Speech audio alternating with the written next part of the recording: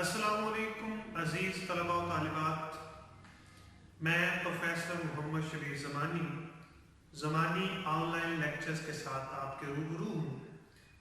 Lecture کے آغاز سے پہلے آپ ہمارا یوٹیوب چینل زمانی آن لائن لیکچر سبسکرائب کر لیں اور اس کے ساتھ بیل آئیکن بھی دبا دیں تاکہ آپ کو بر وقت ہماری نئی ویڈیوز بھی ملتی رہے۔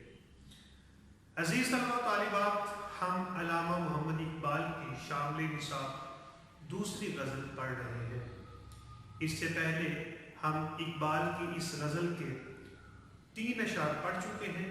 آج ہم چوتھے شعر سے آغاز کریں گے، تو چلتے ہیں براہ راست چوتھے شعر کی طرف۔ چوتھا شعر ہے: ماہ و ستارہ سے آگے مقام ہے جس کا، ماہ و ستارہ سے آگے مقام ہے جس کا، وہ مشت خاک ابھی آوارگاہ راہ میں ہے۔ مشکل الفاظ کے معنی دیکھتے ہیں۔ ماہ و ستارہ، ماہ کا مطلب ہے چاند، اور ستارہ کوکب کو کہتے ہیں۔ اس کا ماہ و ستارہ کی ترکیب بنے گی چاند اور ستارے۔ مقام، منزل، مشت خاک، مشت خاک یعنی مٹھی بھر خاک، اس سے مراد انسان لیا جاتا ہے کیونکہ اس کا خمیر مٹی سے اٹھایا گیا ہے۔ آوارگاہ راہ میں ہونا، راہ میں بھٹکنے والا ہونا، راہ میں بھٹکتے رہنا۔ تو یوں اس کا مفہوم یہ بنے گا: وہ جس کا مقام یعنی منزل چاند ستاروں سے بھی آگے ہے، وہ انسان یعنی مسلمان ابھی محض راستے کی دھول بنا ہوا ہے، یعنی راستے میں بھٹک رہا ہے۔ اس میں مختلف اہم نکات پر بات ہو سکتی ہے، جیسا کہ مشت خاک سے مراد اس شعر میں انسان ہے، اور انسان اشرف المخلوقات ہے۔ لیکن یہی انسان جو کہ اشرف المخلوقات ہے، یہی انسان نفسانی خواہشات کا غلام بھی ہے۔ دنیا ایک عارضی قیامگاہ ہے، یہاں مسلمان کی منزل قرب الہی ہے، یعنی مومن مقام لاہوت پر فائز ہونا چاہیے۔ اس شعر میں شاعر نے مومن کو آفاقی نظر کا حامل قرار دیا ہے اور اسے تذکیر کائنات ترغیب دلائی ہے۔ ان تمام نکات کی روشنی میں دیکھا جائے تو علامہ محمد اقبال کے ہاں جو بات ہمیں یہاں نظر آتی ہے وہ یہ ہے کہ اقبال یہاں ایک انسان کو جو کہ بظاہر ایک مٹھی بھر خاک ہے، اسے تمام مخلوقات سے افضل گردانتے ہیں۔ اور اقبال کا یہ فلسفہ، یہ نظریہ جو ہے، یہ ہمیں قرآن سے ملتا ہے۔ لَقَدْ خَلَقْنَا فِي أَحْسَنِ تَقْوِيمٍ، قرآن کہتا ہے کہ ہم نے انسان کو بہترین صورت میں پیدا کیا۔ ایک تو اس کو شکل و صورت خوبصورت دی، اور دوسرا اس کو عقل و دانش اور فہم عطا، جس کی بنیاد پر یہ انسان جس کا خمیر ایک مٹی سے اٹھا ہے، یہ انسان تمام مخلوقات پر فضیلت رکھتا ہے۔ یہ انسان مسجود ملائک ہے، یہ انسان تمام مخلوقات سے افضل اسی لیے ہے کہ اسے علم و ہنر عطا ہوا ہے۔ اس کی بنیاد پر اقبال یہ سمجھتے ہیں کہ یہ انسان جو ہے یہ مقام لاہوت پر فائز ہے۔ خصوصاً جو مرد مسلم ہے اقبال کے ہاں، وہ ہے جو کہ اپنی صفات کی بنیاد پر اللہ تعالیٰ کا قرب حاصل کر چکا ہے۔ اس لیے اقبال سمجھتے ہیں کہ یہ انسان اس مٹی، اس دھرتی، اس زمین کا مقیم ہی نہیں ہے، اس کا مقام تو بہت بلند ہے۔ جب اللہ نے ہی اس کو مسجود ملائک بنا دیا، تمام مخلوقات پر فضیلت عطا کر دی، تو پھر یہ صرف اور صرف اس زمین کا ہی مقیم بن کر رہنے والا نہیں ہے، بلکہ اس کا مقام بہت بلند ہے۔ اتنا بلند ہے کہ اقبال اگر انسان کے روپ میں دیکھتے ہیں تو وہ کہتے ہیں کہ اس انسان کا مقام ستاروں سے بھی آگے ہے، کہ اس کو اللہ تعالیٰ نے وسیع النظر پیدا کیا ہے، اس کو بہترین صلاحیتوں سے نواز کر دنیا میں بھیجا گیا ہے۔ یہ نائب خدا جو ہے، یہ بے پناہ صلاحیتوں کا مالک انسان جو ہے، اس کے لیے یہ جہان کم ہے، بلکہ اس کے لیے تو کئی اور جہاں منتظر ہیں کہ یہ انسان ان کو تسخیر کرے۔ اس طرح سے دیکھا جائے تو اقبال سمجھتے ہیں کہ ایک مرد مسلم جو ہے وہ اپنی صفات کی بنیاد پر، اپنی روحانیت کی بنیاد پر نہ صرف اس دنیا کو تسخیر کرنے والا ہے بلکہ وہ مقام لاہوت کا مالک ہے۔ وہ اس ستاروں سے بھی آگے نئے نئے جہان تلاش کر سکتا ہے۔ کیسے تلاش کر سکتا ہے؟ اقبال نے خود ہی اس کے بارے میں بتایا تھا۔ وہ کہتے ہیں پرے ہے چل کے نیلی فام سے منزل مسلمان کی، ستارے جس کی گردے راہ ہوں وہ کارواں تو ہے۔ ایک مسلمان نبی اکرم صلی اللہ علیہ وآلہ وسلم کے نقش پا پر چلنے والا ہے، اور نبی اکرم صلی اللہ علیہ وآلہ وسلم کون ہے؟ جنہوں نے معراج کی رات بشریت کے تمام راز ظاہر کر دیے، جنہوں نے بتا دیا کہ اس بشر کا مقام کیا ہے، کہ وہ آسمان کی منازل طے کرتے کرتے مقام عرش تک جا پہنچے، جس کی طرف اقبال نے اشارہ کیا تھا، سبق ملا ہے یہ معراج مصطفیٰ سے مجھے کہ عالم بشریت کی ذات میں ہے درد۔ تو اقبال یہ سمجھتے ہیں کہ وہ انسان جس کو اللہ تعالیٰ نے تمام مخلوقات پر فضیلت دی ہے، اس کو اللہ تعالیٰ نے علم و ہنر بھی عطا کیا ہے کہ وہ نئے نئے جہاں تلاش کرے، وہ اس مٹی کا خمیر ہوتے ہوئے اور جہانوں کو بھی تلاشتا چلنا جائے، کیونکہ یہ انسان ان صلاحیتوں کا مالک ہے جو کسی بھی مخلوق کو حاصل نہیں ہے۔ اقبال بھی کہتے ہیں ستاروں سے آگے جہاں اور بھی ہے، ابھی عشق کے امتحان اور بھی ہے۔ اقبال دراصل ایک مسلمان کو کم کوش، کم فہم، کم ہمت نہیں دیکھنا چاہتے، وہ اس کو بلا کا ذہین، بلا کا محنتی اور اس کے ساتھ ساتھ عشق رسول اور عشق الہی سے مزین دیکھنا چاہتے ہیں۔ ایک ایسا انسان، ایک ایسا بند مومن بھی ہے جو کہ اقبال کے ہاں نئے نئے جہانوں کو تلاشتا ہوا نظر آتا ہے۔ اسی لیے وہ سمجھتے ہیں کہ اگر ایک مومن صحیح معنوں میں اپنی صفات کو پا جاتا ہے تو پھر اس کے لیے یہ کائنات تسخیر کرنا کوئی بات ہی نہیں۔ وہ خود ہی کہتے ہیں مومن کے جہاں کی حد نہیں ہے، مومن کا مقام ہر کہیں ہے۔ یہ مقام تب حاصل ہوتا ہے جب ایک مومن اپنی صلاحیتوں کو، اپنی روحانیت کی منازل کو طے کرتے ہوئے آخر کار اس مقام تک جا پہنچتا ہے جس کو مقام لاہوت کہتے ہیں۔ اس لیے یہاں شاعر نے ترغیب دلائی ہے کہ کم کوش بن کر نہ جیو، کم فہم بن کر نہ جیو، بلکہ اپنے جہانوں کو ماہ و ستارہ سے آگے تلاش کرو۔ لیکن افسوس، صد افسوس کہ آج کا انسان، آج کا مسلمان جو ہے وہ کم کوش بھی ہے، کم فہم بھی ہے۔ یہی وجہ ہے کہ اقبال سمجھتے ہیں کہ یہ انسان مٹھی برخاک جو ہے، جسے ستاروں سے بھی آگے سفر کرنا تھا، ابھی راہ میں بھٹک رہا ہے۔ جی تو یہ ہے ہمارا پہلا شعر جو آج ہم نے پڑھا۔ اب ہم آتے ہیں پانچویں شعر کی طرف۔ پانچواں شعر ہے، خبر ملی ہے خدایا نے بحر و بر سے مجھے، فرنگ راہ گزرے سیل بے پناہ میں ہے۔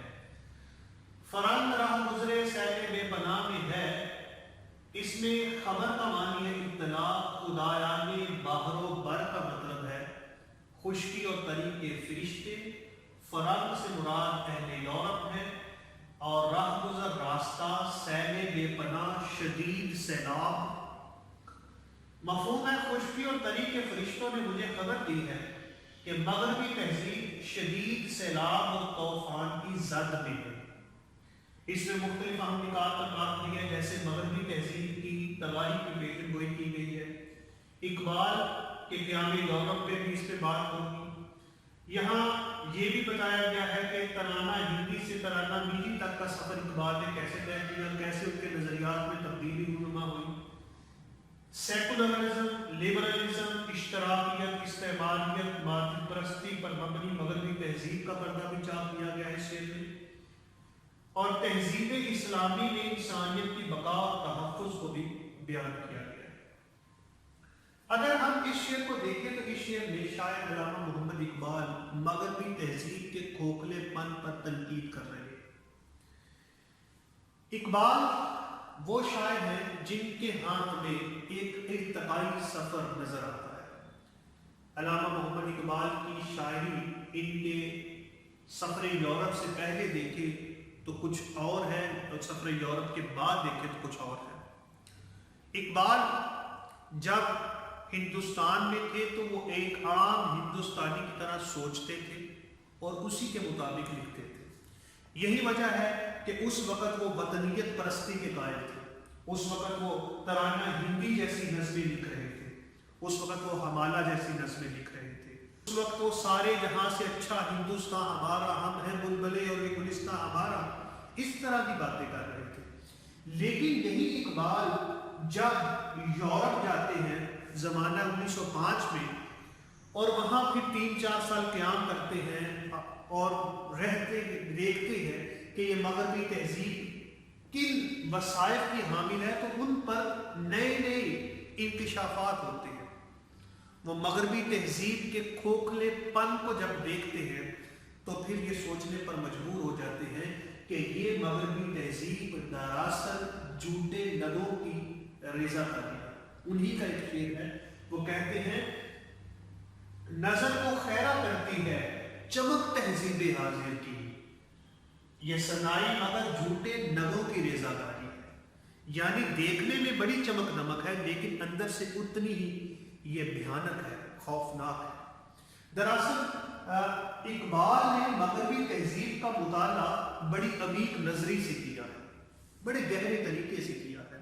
وہ صرف اس مغربی تہذیب کے وسائل کو دیکھ کر متاثر نہیں ہوتے ہیں بلکہ وہ دیکھتے ہیں کہ اس میں کیا کیا برائیاں اور اچھائیاں ہیں۔ انہوں نے اس مغربی تہذیب کے سیاسی عمل کو بھی دیکھا، اس کی گھریلو اور خاندانی آئلی زندگی کو بھی دیکھا۔ اس طرح ان پر کئی حقیقتیں منکشف ہوئی۔ لہٰذا جب انہوں نے دیکھا کہ مغرب کا تمام نظام تو سیکولرزم اور لبرلزم پر مبنی ہے، اور انہوں نے دیکھا کہ یہ مغرب جو ہے وہ تو استعماریت کی حکومت قائم کرنے والے ہیں، اور انہوں نے دیکھا کہ یہ ایک مشینی زندگی سے گزرنے والے لوگ ہیں، ان میں روحانیت کا فقدان ہے، تو پھر وہ اس نتیجے پر پہنچے کہ یہ تہذیب مزید نہیں چل سکتی۔ وہ اس نتیجے پر پہنچے کہ یقیناً یہ تہذیب ان اوصاف سے خالی ہے جن اوصاف کی حامل تہذیبیں دیر تک زندہ رہتی ہیں۔ وہ سمجھ گئے کہ بہت جلد اس تہذیب کا خاتمہ ہونے کو ہے، لہٰذا انہوں نے بہت پہلے ہی اس کی پیشن گوئی کر دی تھی کہ یہ مغربی تہذیب جس سے ہندوستان کا نوجوان متاثر ہے بہت جلد اپنے کھوکھلے پن کی وجہ سے تباہ و برباد ہو جائے گی۔ اور اسی طرح انہوں نے اس کی طرف اشارہ کرتے ہوئے کہا تھا کہ تو نے کیا دیکھا نہیں مغرب کا جمہوری نظام، چہرہ روشن اندرون چنگیز سے تاریخ تر۔ وہ اس کے سیاسی نظام پر اس طرح تنقید کرتے تھے کہ یہ محض ایک جھوٹ کا ڈرامہ ہے، ایک جھوٹ کا کاروبار ہے جو مغربی تہذیب کے یہاں پہ نظر آتا ہے۔ پھر وہ اس تہذیب کے عدم توازن پر بھی سوال اٹھاتے ہیں۔ وہ کہتے ہیں بیکاریوں، اریانیوں، میخاریوں، افلاس، کیا کم ہے فرنگی مدنیت کی فتوحات؟ تو گویا اقبال اپنی شاعری میں بار بار یہ بتاتے ہیں کہ یہ جو فرنگی نظام ہے یہ تباہی کے دہانے پر آ کھڑا ہوا ہے۔ لہٰذا اس شعر میں وہ ایک روحانی پیشوا کی طرح یہ پیشن گوئی کرتے ہیں کہ مجھے خشکی اور تری کے فرشتوں نے آ کر خبر دی ہے، یعنی اس سے مراد وہ لے رہے ہیں کہ مجھے دنیا کے چاروں طرف سے یہ اطلاعات مل رہی ہیں۔ اطلاعات سے مراد مختلف خبریں ہیں جو ان کو مختلف وسائل سے حاصل ہوتی رہتی تھی۔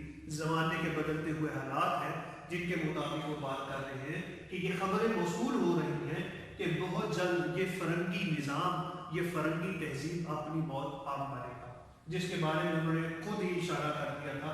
وہ کہتے ہیں تمہاری تہذیب اپنے خنجر سے آپ ہی خودکشی کرے گی، جو شاخ نازک پہ آشیانہ بنے گا ناپائیدار ہوگا۔ تو اس طرح دیکھا جائے تو علامہ محمد اقبال نے اس شعر میں مغربی تہذیب کی جو چکا چوند روشنی ہے اس کا پردہ بھی چاک کیا ہے اور یہ بھی واضح کر دیا ہے کہ مغربی تہذیب کسی بھی طرح انسانیت کی بقا کی ضامن نہیں ہے۔ انسانیت کی بقا کی ضامن اگر کوئی تہذیب ہے تو وہ تہذیب اسلامی ہے، کہ جس میں انسانوں کی فلاح کا ایک بہترین منشور دیا گیا ہے۔ اس لیے اقبال اس شعر میں اپنے نوجوانوں کو مغربی تہذیب سے کنارہ کش ہو کر اسلامی تہذیب سے ناطہ جوڑنے کی ترغیب دلا رہے ہیں۔ چھٹا شعر کچھ یوں ہے: تلاش اس کی فضاؤں میں کر نصیب اپنا، تلاش اس کی فضاؤں میں کر نصیب اپنا، جہان تازہ میری آہ صبحگاہ میں ہے۔ تلاش کا معنی ہے ڈھونڈنا اور نصیب کا معنی ہے مقدر، جہان تازہ کا معنی ہوگا نئی دنیا، اور آہ صبحگاہ صبح کے وقت کی جانے والی فریاد۔ یوں اس کا مفہوم دیکھیں تو وہ کچھ یوں ہے: میری صبح کی فریاد میں ایک نیا جہاں آباد ہے، اے مرد مسلمان تم اس میں اپنا نصیب تلاش کرو۔ اب ہم اس شعر کے نکات کی طرف آتے ہیں۔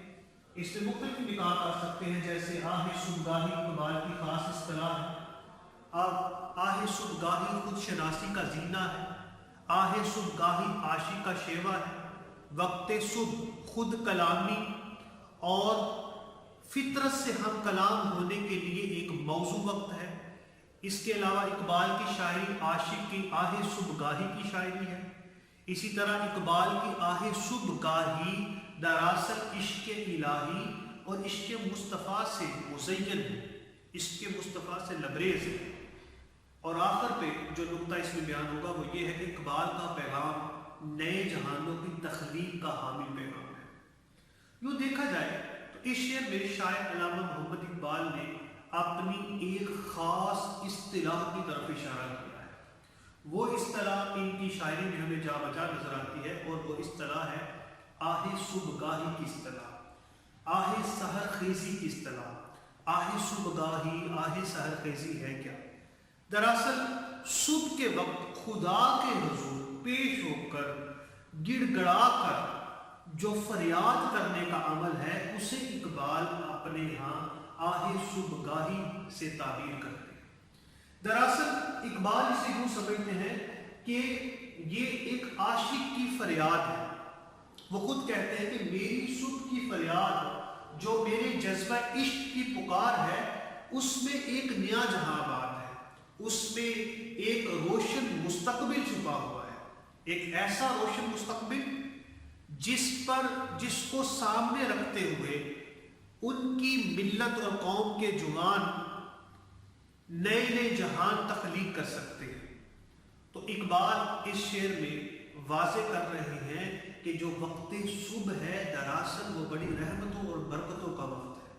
یہ وہ وقت ہے جب خدا کی رحمت انسان کو خود پکارتی ہے، خود خدا کہتا ہے کہ ہے کوئی میری رحمت کو سمیٹنے والا، ہے کوئی میری برکتوں کو سمیٹنے والا۔ تو اقبال یہ سمجھتے ہیں کہ یہی وہ وقت ہے کہ جب انسان اپنے رب کا قرب حاصل کر سکتا ہے۔ وہ سمجھتے ہیں کہ اس وقت میں عاشق کی فریاد خدا کے حضور بہت جلد قبول ہوتی ہے۔ جو عشق الہی میں مبتلا ہے، جب صبح کے وقت خدا کے حضور پیش ہوتا ہے تو اس کی فریاد میں رائگاں ہو جاتی ہے۔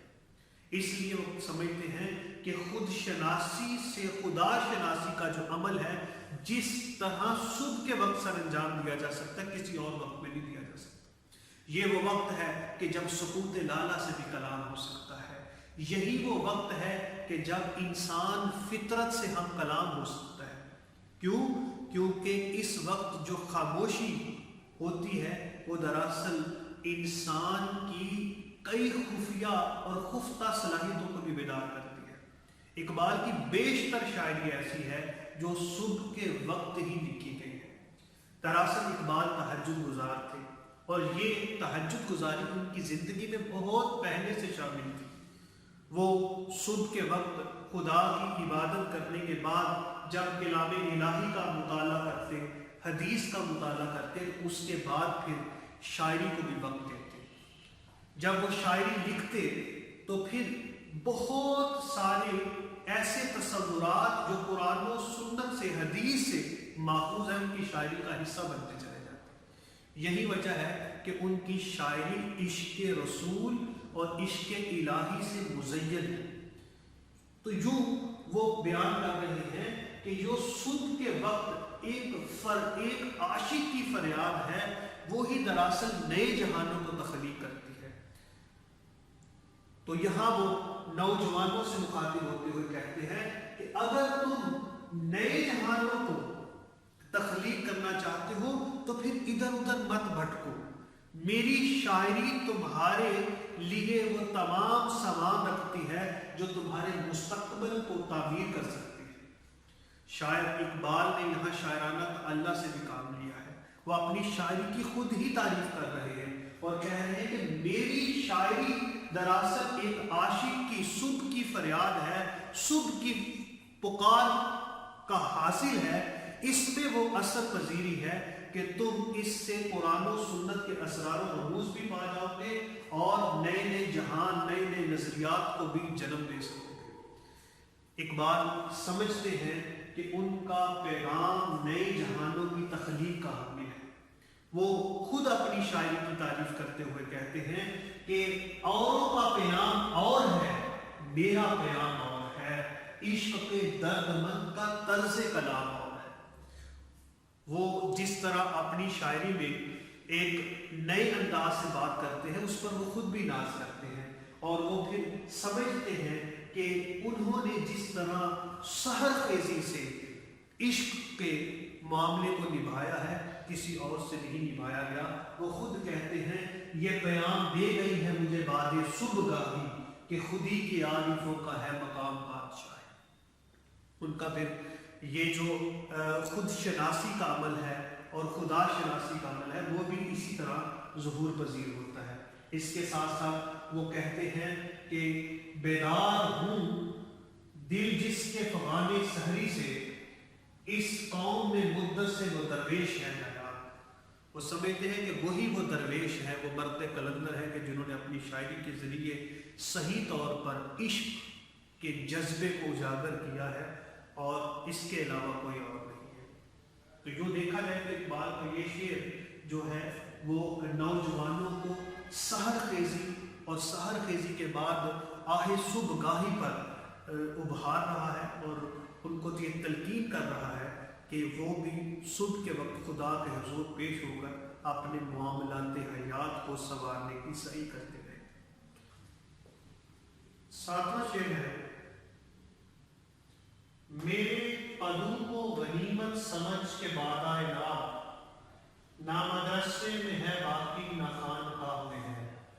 قدوں پیالہ، بادائے ناب خالص شراب، سرخ شراب، مدرسہ دینی اور دنیاوی تعلیم کا مرکز، خانقاہ روحانی اور اخلاقی مذہبی تربیت کا مرکز۔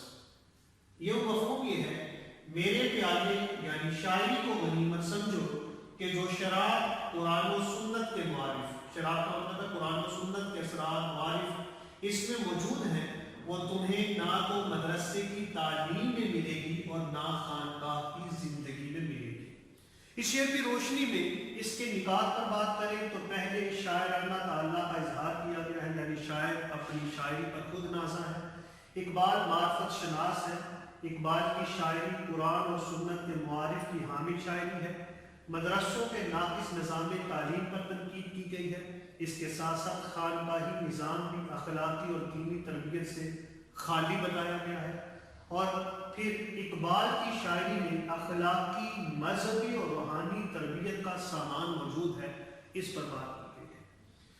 یوں ان تمام نکات کی روشنی میں دیکھا جائے تو شاعر علامہ محمد اقبال اس شعر میں بیان کر رہے ہیں کہ ان کی شاعری میں جو نوجوانوں کی اخلاقی اور روحانی تربیت کا سامان موجود ہے وہ نہ تو کسی مدرسے یعنی اسکول، کالج یا یونیورسٹی کی تعلیم میں موجود ہے اور نہ ہی کسی خانقاہی نظام میں موجود ہے۔ دراصل اس شعر میں شاعر نے شاعرانہ تعالیٰ سے کام لیا ہے۔ جب کوئی شاعر اپنی شاعری کی خود ہی تعریف کرتا ہے تو اسے کہتے ہیں شاعرانہ تعالیٰ سے کام لینا۔ اقبال کو اپنی شاعری پر ناز ہے، وہ سمجھتے ہیں کہ عشق کے جو مراحل وہ طے کر چکے ہیں وہ نہ تو کہیں دنیاوی تعلیم میں یعنی مدرسہ اسکول کالج کی تعلیم میں نظر آتے ہیں اور نہ ہی کہیں خانقاہی نظام میں نظر آتے ہیں۔ اسی لیے اقبال اس شعر میں کہتے ہیں کہ اگر اے نوجوانوں تم اخلاقی اور روحانی تربیت حاصل کرنا چاہتے ہو، وقت جدید کے تقاضوں کو سمجھنا چاہتے ہو تو آؤ میری شاعری سے رجوع کرو۔ یہ وہ خالص شراب ہے، یعنی یہ وہ قرآن و سنت کے اسرار و رموز کو کھولتا ہوا بیان ہے کہ جو تمہیں نہ کسی مدرسے میں ملے گا نہ کسی خانقاہ میں ملے گا۔ اقبال کے ہاں مدرسے پر تنقید، خانقاہ پر تنقید کا عمل بھی جا بجا نظر آتا ہے۔ اس کی وجہ یہ ہے کہ وہ اپنے عہد کے ان دونوں مرکزوں سے متنفر ہے۔ اس کی بھی وجہ ہے، اس کی وجہ یہ ہے کہ یہ دونوں ہی انسانوں کی روحانی اخلاقی تربیت سے محروم ہو چکے ہیں۔ اقبال کے دور میں آتے آتے خانقاہی نظام بالکل تباہ ہو چکا تھا، خصوصاً مادیت پرستی کا شکار ہو چکا تھا۔ جو بڑے بڑے گدی نشین تھے وہ اپنے ہی صوفیہ کرام کے، اپنے ہی ولیوں کے جو مختلف اسرار و رموز تھے یا مختلف جو ان کے رشد و ہدایت کے پیغامات تھے ان کو بلا بیٹھے تھے۔ انہوں نے ان خانقاہوں کو بھی تجارت کے مراکز بنا لیا تھا۔ لہٰذا اقبال سمجھتے ہیں کہ یہ ایک انسان کو اس کائنات کی تسخیر کا درس ہی نہیں دے پا رہے ہیں۔ اور دوسری طرف چلے جائیے آپ مدرسے کی تعلیم کی طرف، یاد رکھیے یہاں مدرسے سے مراد صرف مدرسہ یعنی مذہبی تعلیم کا مرکز نہیں ہے، اس سے مراد تو کالج، یونیورسٹی یا اسکولز سبھی کچھ ہے۔ وہ کہتے ہیں کہ یہ نظام تعلیم بھی اس قابل نہیں رہا کہ یہ انسان کو صحیح معنوں میں ایک ایسا انسان بنا سکے جو کائنات کو تسخیر کر سکے۔ وہ سمجھتے ہیں کہ یہ تو صرف مادیت پرستی کا درس دے رہے ہیں، یہ تو آداب ملازمت سکھا رہے ہیں، ایک مشینی عمل سے گزارنے کے طور طریقے سکھا رہے ہیں، اس کے علاوہ کچھ نہیں سکھا پا رہے۔ اس لیے وہ اس پر بھی تنقید کرتے ہیں، اور اس پر تنقید وہ کچھ یوں کرتے ہیں، وہ کہتے ہیں گلا تو ڈھونڈ دیا اہل مدرسہ نے تیرا، کہاں سے آئے صدا لا الہ الا اللہ۔ جب وہ خانقاہی نظام پر بات کرتے ہیں تو وہاں بھی غمناک نظر آتے ہیں، وہاں بھی وہ بڑے دکھ بھرے انداز میں کہتے ہیں کہ افسوس یہ رشد و ہدایت کے مرکز بھی دم توڑ چکے ہیں۔ اس پہ وہ یوں اظہار خیال کہتے ہیں، وہ کہتے ہیں اٹھا میں مدرسہ و خانقاہ سے نمناک، نہ زندگی نہ معرفت نہ نگاہ، یہاں کچھ بھی نہیں بچا ہے۔ اور اقبال یہ سمجھتے ہیں کہ انہی کی شاعری وہ شاعری ہے کہ جس میں عہد حاضر کی ترقی کے تمام راز بھی چھپے ہوئے ہیں، حرکت و عمل کے پیغام بھی چھپے ہوئے ہیں، اور اسی کے ساتھ ساتھ روحانی اور اخلاقی تربیت کا تمام سامان بھی موجود ہے۔ خود شناسی سے خدا شناسی کے تمام مراحل بھی اسی شاعری کے ذریعے ہی طے کیے جا سکتے ہیں۔ وہ سمجھتے ہیں کہ جو ان کا پیغام ہے، جو ان کی شاعری میں اسرار و رموز ہیں عشق و محبت کے اور خدا شناسی کے، تصوف کے، وہ کہیں بھی موجود نہیں ہے۔ وہ اپنے عہد کے تمام صوفیاؤں کو، ملاؤں کو بھی رد کرتے چلے جاتے ہیں۔ وہ کہتے ہیں کیا صوفی و منا کو خبر میرے جنوب کی، ان کا سر دامن بھی ابھی چاک نہیں۔